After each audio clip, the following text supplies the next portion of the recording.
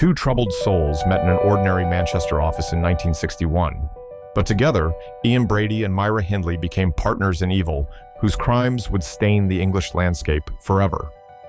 By day, they were just faces in the crowd. Behind closed doors, they plotted a series of murders so cruel, the Moors themselves became silent witnesses. Their story began long before their hands were bloodied, rooted in childhood secrets, Nazi obsessions, and a toxic loyalty that would shock a nation. How did love, deprivation, and shared darkness fuse into one of Britain's most chilling killer duos? This is Partners in Evil, The Moors Murders. The making of monsters starts here. Ian Brady was born Ian Duncan Stewart on January 2nd, 1938, in Glasgow. His mother, Peggy Stewart, was a tea room waitress with no husband and no means to support a child in the slums of the Gorbals. The identity of his father was never confirmed, with Peggy claiming he was a journalist who died before Brady was born. At just 4 months old, Brady was given up to Mary and John Sloan, a local couple with 4 children of their own, and he spent his childhood believing them to be his real family while his mother visited as a family friend.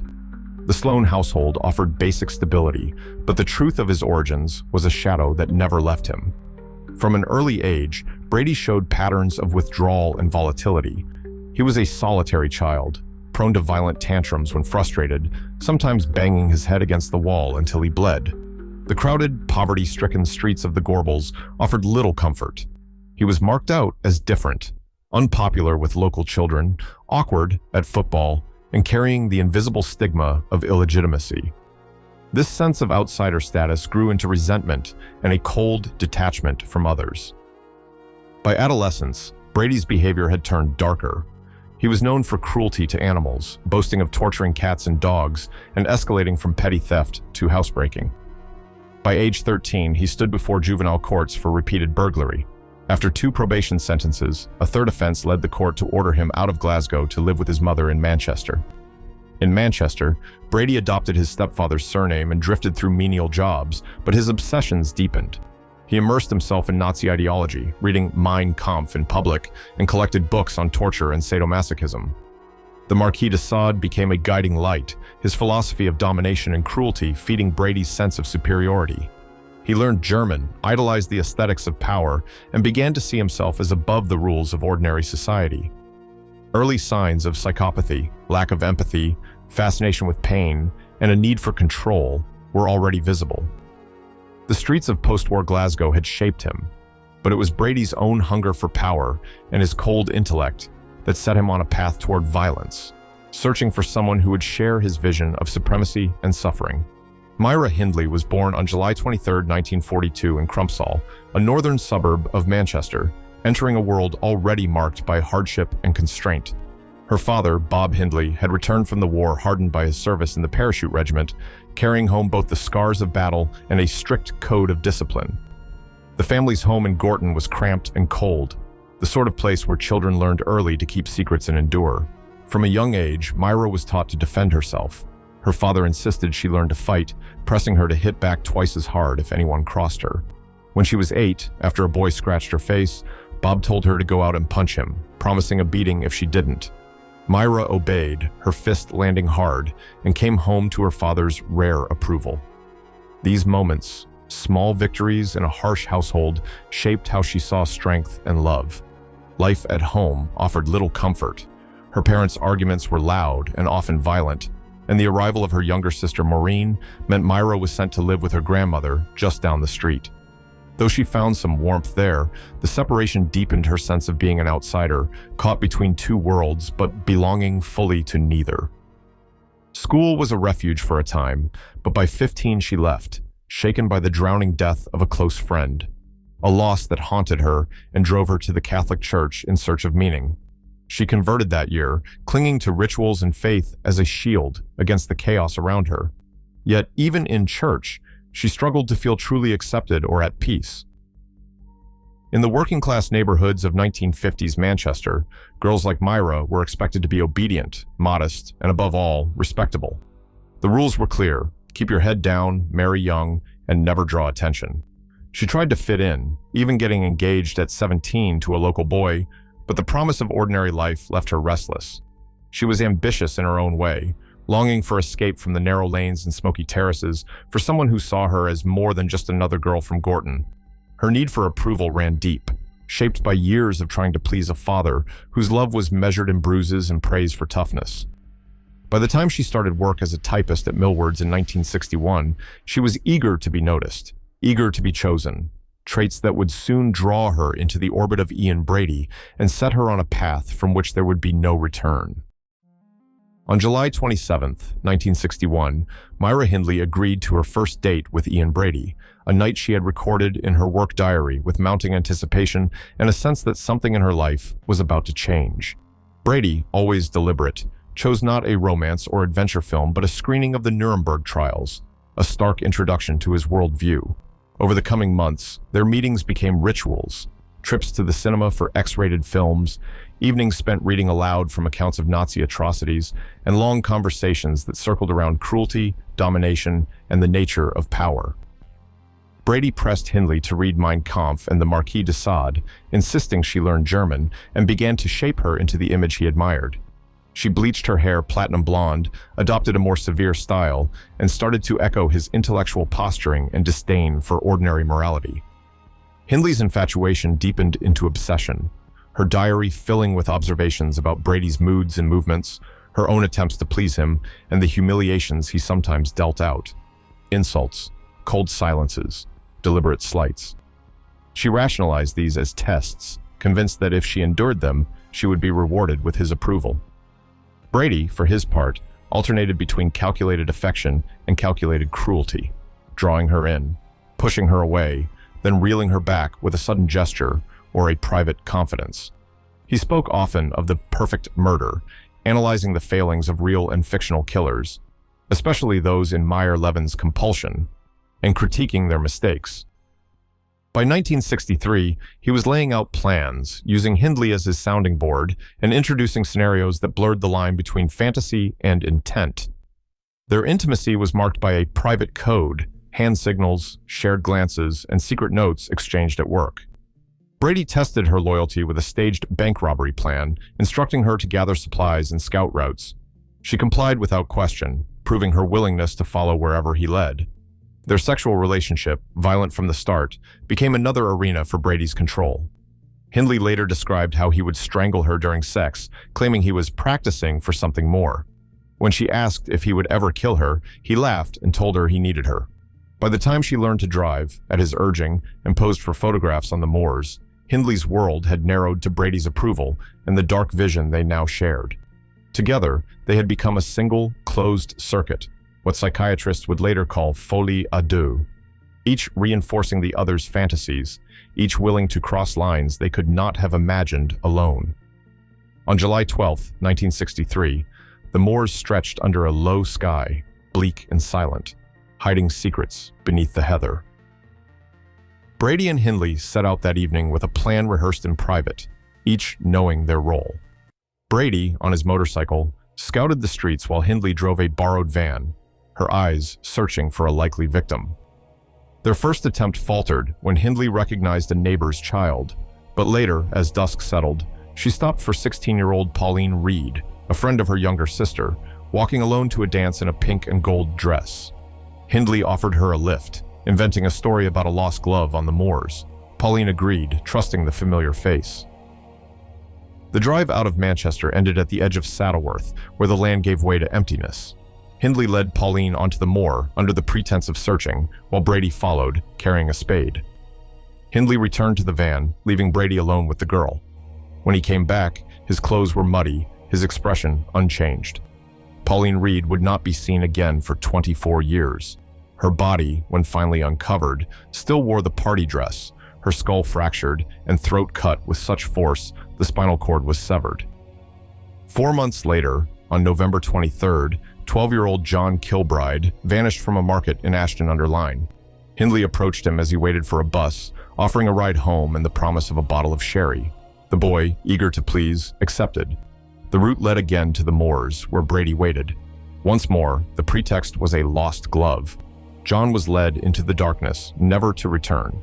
His grave remained hidden until police, years later, matched a photograph of Hindley posing with her dog on the moor to the burial site. The image, intended as a private trophy, became a key to the truth. John's body was found in October 1965, his remains confirming what the couple had done. June 16, 1964, brought another disappearance. Keith Bennett, 12, left home after tea, heading for his grandmother's house. Hindley, now driving a mini pickup, stopped and asked for his help loading boxes. He agreed, climbing into the van, unaware of the danger. The journey ended at Saddleworth, where Brady took him onto the moor. Later, Brady told Hindley he had assaulted and strangled the boy. Keith's grave was never found, despite decades of searching and pleas from his mother. Brady used the secret as a weapon, refusing to reveal the location, holding on to the last piece of control. Each murder followed a pattern. Hindley as the lure, Brady as the executioner, the moor as their chosen ground. They documented their visits, taking photographs of each other standing over graves, the landscape behind them cold and indifferent. These images, kept hidden among their belongings, would later become evidence, linking them to the land and the missing children. As the months passed, their confidence grew. The police searched for clues, but the moor kept its silence, and the couple's routine went undisturbed. Their methods became more practiced, their secrets buried deeper, until the weight of the missing could no longer be ignored. Boxing Day 1964 brought a cold dusk to Manchester. The city streets were still littered with scraps of wrapping paper, and the last of the fairground crowds were drifting home. Leslie Ann Downey, 10 years old, had spent the afternoon at the local fair with her brothers. She was last seen near the Helter Skelter, clutching a bag of sweets, when Myra Hindley and Ian Brady approached. Hindley, with her platinum hair and careful smile, asked Leslie for help carrying some boxes to her car. The girl agreed, trusting the woman's gentle voice, and climbed into the back seat. The drive ended at 16 Wardlebrook Avenue, a neat council house on the Hattersley estate. Ordinary from the outside, but inside, the curtains were already drawn tight against the night. The next hours would become the single most damning piece of evidence in the Moore's murders investigation. Brady and Hindley led Leslie into the small upstairs bedroom. The door was closed, the tape recorder set on the bedside table. Brady had prepared the equipment days before, eager to capture every moment. The recording lasted 16 minutes. On the tape, Leslie's voice is small and frightened. She pleads over and over for her mother. "I want to see Mummy. Please, God. Please, let me go home." Her words breaking into sobs. Hindley's voice cuts in, cold and commanding. "Shut up, or I'll forget myself and hit you one." Brady's tone is clinical, instructing the child to undress, to pose for photographs, to stand on the bed. The sound of Christmas music drifts in the background. The little drummer boy, a twisted lullaby beneath the child's cries. Forensic analysis later confirmed both Brady and Hindley's voices throughout the recording. The transcript details Leslie's desperate bargaining, her repeated offers to be good, her confusion as the adults ignore her pleas. At one point, Hindley threatens to smack her if she doesn't stop crying. Brady's voice is quieter, but always present, directing the ritual. The tape ends with a sudden silence, broken only by the sound of a door closing. When the police discovered the recording months later, hidden in a suitcase at Manchester Central Railway Station, it became the centerpiece of the prosecution's case. Detectives who listened to the tape described it as the most harrowing evidence they had ever encountered. In court, the 16-minute playback left the jury in stunned silence. Several reporters left the room, unable to bear the sound of a child's final moments. Leslie's body was found on the moors, naked except for her shoes and socks, buried in a shallow grave. The photographs Brady took that night, also recovered from the suitcase, showed her posed and terrified, a scarf tied across her mouth. The tape and the images together revealed a level of sadism that stunned even seasoned investigators. Brady and Hindley had not just killed, they had orchestrated a ritual of control and humiliation, preserving their cruelty on magnetic tape. The Downey recording became the clearest window into their shared depravity, capturing not only a child's terror but the chilling calm of her killers as they enacted their fantasy. No other piece of evidence would so completely strip away their denials, or so fully expose the darkness at the heart of their partnership. On the evening of October 6, 1965, 17-year-old Edward Evans left Manchester Central Station with Ian Brady, unaware of the danger ahead. Brady introduced Myra Hindley as his sister, and together they drove to 16 Wardlebrook Avenue, a quiet council house on the Hattersley estate. Inside, the mood was deceptively calm. Wine was poured, small talk drifted through the room. Later that night, Brady sent Hindley to fetch David Smith, her brother-in-law, telling him to wait outside for a signal. When the porch light flickered, Smith entered and was led to the kitchen. Moments later, a piercing scream echoed from the living room, followed by Hindley's urgent shout.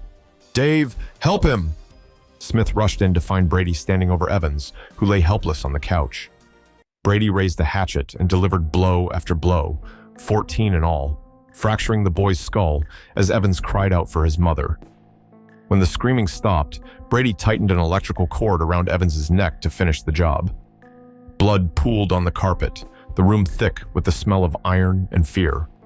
Brady, limping from a twisted ankle, ordered Smith to help wrap the body in plastic. They dragged it to a spare bedroom, then scrubbed the floor in silence. As dawn crept in, Smith slipped away, shaken and sick, and at 6:07 a.m., he dialed 999 from a phone box, reporting the murder he'd witnessed. Within hours, police would uncover the truth that Brady and Hindley had buried for years. Their secret world had finally collapsed. Chester Assizes opened its doors on April 19, 1966, drawing crowds from across Britain and a press corps hungry for every detail of the Moores murders trial. The courtroom, packed with reporters and onlookers, became a stage for public outrage as Ian Brady and Myra Hindley pleaded not guilty to the murders of Leslie Ann Downey, John Kilbride, and Edward Evans. The prosecution laid out the evidence with clinical precision. Photographs from the moors, maps marked with burial sites, and the suitcase containing the tape that would haunt the nation. On May 24th, the 16-minute Downey recording played in full, the child's voice echoing through the oak-paneled court while Brady and Hindley sat impassive. Several journalists left their seats, unable to bear the sound. One juror fainted. Outside, headlines screamed of evil and depravity. Newspapers splashed Hindley's cold stare across front pages, her platinum hair now a symbol of monstrous femininity. Commentators called her the most hated woman in Britain, dissecting her every gesture, while Brady's chilling calm was cast as inhuman intellect. The verdict arrived on May 6th, Brady guilty on all counts, sentenced to 3 concurrent life terms.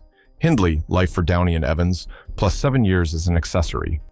The judge's words, wicked beyond belief, were seized by the tabloids, fueling a storm of condemnation that would outlast the trial. As the pair were led away, the myth of the Moores murders was sealed, their names forever bound to a landscape of loss and a nation's darkest fears. Hindley and Brady spent the rest of their lives behind bars, their names forever bound to the Moores and the children they took. Parole boards reviewed their cases again and again, but neither was ever released. Public outrage made it unthinkable.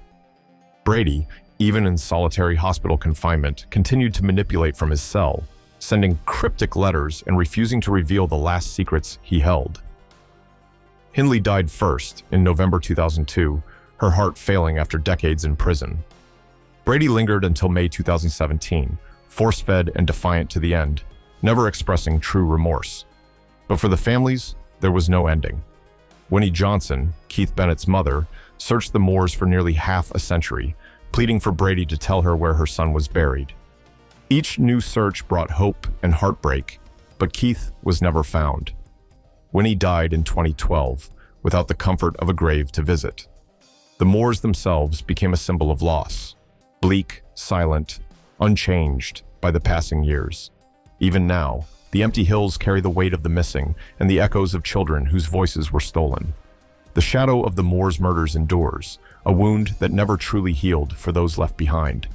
On May 6, 1966, Ian Brady and Myra Hindley were sentenced to life imprisonment for 3 of the Moores murders, after police uncovered photographs, audio recordings, and maps linking them to the crimes. Despite multiple confessions and years of investigation, Keith Bennett's body was never found.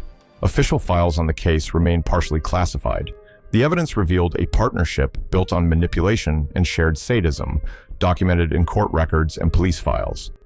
Public outrage over Hindley's involvement reshaped debates about evil, gender, and criminal justice in Britain. Both died in prison, Hindley in 2002, Brady in 2017. leaving questions about their full motives and the fate of all victims unresolved. Today, the Moores still hold secrets. The case endures as a cautionary record of how ordinary lives can descend into unimaginable cruelty and how some answers remain forever out of reach.